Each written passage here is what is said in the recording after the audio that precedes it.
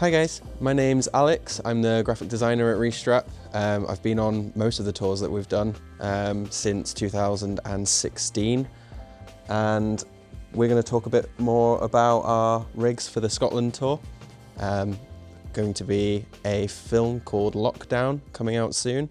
So the bike I choose to ride for the Scotland tour was a Brother Kepler disc. This was rigged up with the Carry Everything range, very similar setup to how John, Nath and Carl run their setups. This, apart from Carl, had a Ribble CGR. We'll flash that up now because it looks very different to this. A bit about the components on this bike. It's a bit different to how I had it on the Scotland tour. So I've upgraded the forks there, now the Carbon Brother Adventure gravel forks. I can't remember what they've called them exactly. But they've got some bottle mounts on them because I actually run fork cages as well sometimes. And also for winter, I've put on the heaviest mudguards in the world.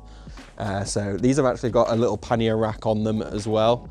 And that's the reason I chose them, is because I thought they were going to be solid, but they're also very, very heavy.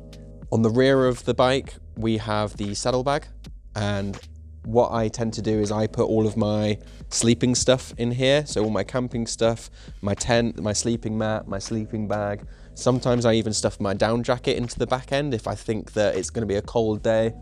Sandals are a great shout for touring because it's just an easy, relaxing footwear that you're not going to ruin with any kind of canvas or anything. And it's really easy to strap on just by looping the saddlebag strap through them.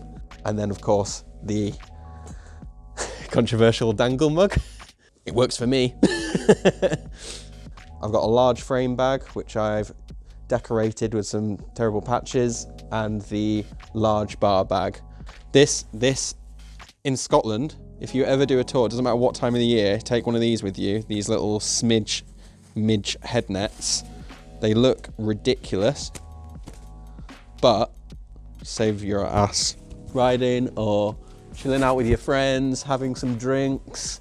It still smells like midge repellent. But yeah, never go to Scotland without one of those. Shorts, pants, socks. I tend to put all my wash stuff into a separate little dry bag, just so what happened once doesn't happen again, where I had a shampoo bottle explode in my dry bag and all my clothes are all soapy and gross. The holiday shirt always brings the spirits up.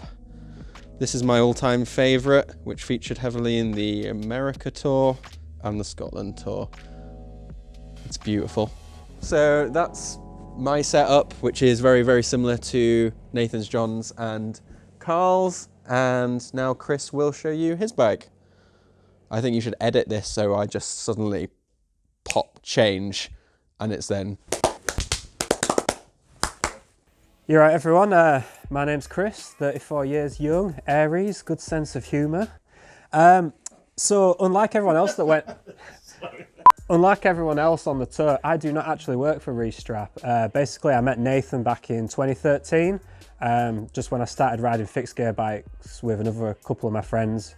Bumped into Nathan on the scene and then been friends kind of increasingly since then, and in time met John, Alex and Carl as well. This was my second real kind of big tour, the first one being the one we did in America on the West Coast back in 2019, which there's also a short film done for. The bike I've used on this tour, and the one I've used on every tour I've done actually, is a 2018 Boardman ASR 8.9. It's a Reynolds 725 steel with a tapered carbon fork. Group set is 105 Hydro, which came as stock.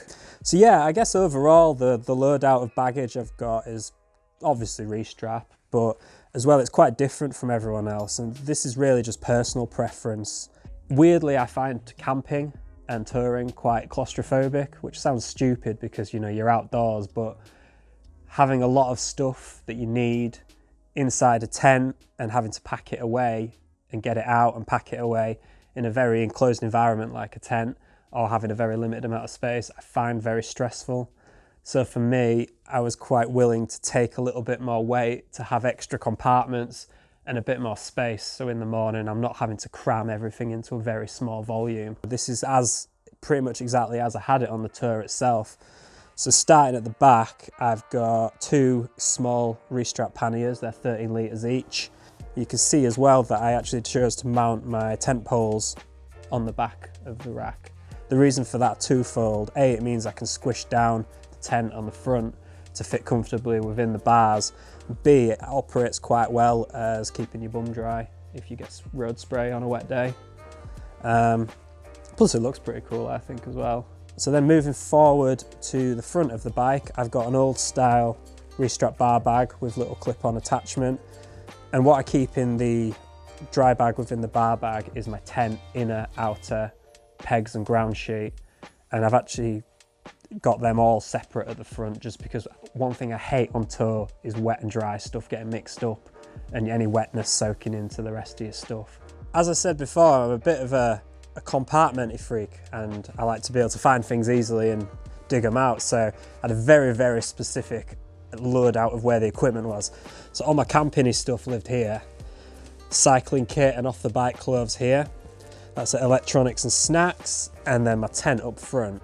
So in terms of other camping stuff, towel, very useful. Absolute dream when you find a campsite that has good showers, as we did in Tong. What else do we got? Little inflatable pillow, about £3 off Amazon, but really, really good. Get an inflatable pillow if you're going camping. Don't rely on putting your head on a bag or something like that. Sleeping mat. That's a nice new one because my other one popped on a little weekender we did in the North York Moors shortly after. This is a really fancy Sea to Summit one that Alex recommended. And a nice 2/3 season down sleeping bag. I got this one from Mountain Warehouse. It's pretty good value for what it is. Always recommend down because it just packs down really, really compactly, which is good for saving space. In the clothing side of things, it rained a lot. Take a proper hard shell rain jacket. Ideally, take one that's maybe a size too big, because if it's bloody freezing, like it sometimes is first thing in the morning, you can wear your down jacket under your raincoat and keep yourself nice and toasty and snug until the day warms up. Off the bike, just one little bit of novelty, you know. We were on tour, we were outdoorsy. It's for £12 from Uniqlo. Boom, bargain. So I guess the last bit of luggage that kind of hasn't been mentioned properly yet, but was really essential, was this little boy here. This is part of the Restrap race range. I got a nice orange version. It's just a little musette. Look at that. Weighs about 70 grams. You just carry that in your jersey pocket or stuff it anywhere in your bags really. But when you do your last food stop of the day before going to a remote campsite, you just carry all your bits in. You know, you don't have to worry about having spare space in your luggage loadout.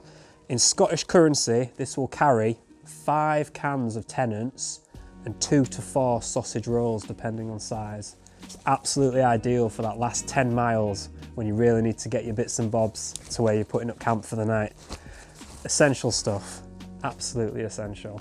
If anyone's watching this and they're in doubt, you know, you don't have to be a hardcore cyclist. You don't need to have all the answers.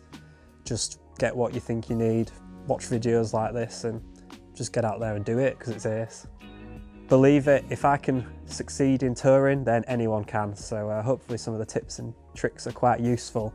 This will all be going into the Restrap film. The trailer's already on YouTube and it's pretty awesome, so you should check it out. And also subscribe to the Restrap channel so you can check out any updates and videos that they post because their content is killer, y'all.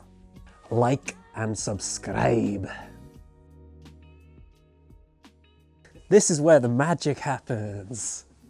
I got the 50-inch plasma, I got the toaster, I got the kitchen sink, I'm rolling on 700s.